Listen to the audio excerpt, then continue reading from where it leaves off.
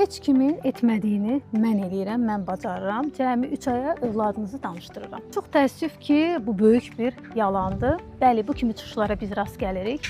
Bir mənalı olaraq demək istəyirəm ki, problemin sağalma müddəti 4 əsas amilə görə dəyişir. Birinci, problemin adı.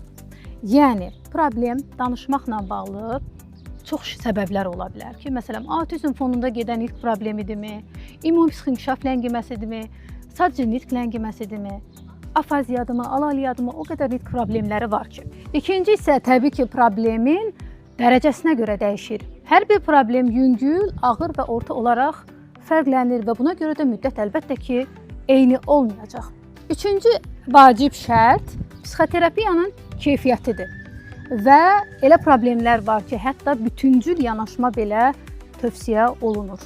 Və dördüncü ən vacib şərt isə valideynin bu müddət ərzində uşağına düzgün şəkildə dəstək ola bilməsidir. Psixoloqun verdiyi tapşırıqları vaxtında yerinə yetirməsidir. Qısacası belə vədlərə inanmayın, bunlar qeyri-etik və qeyri-peşəkar yanaşmadır.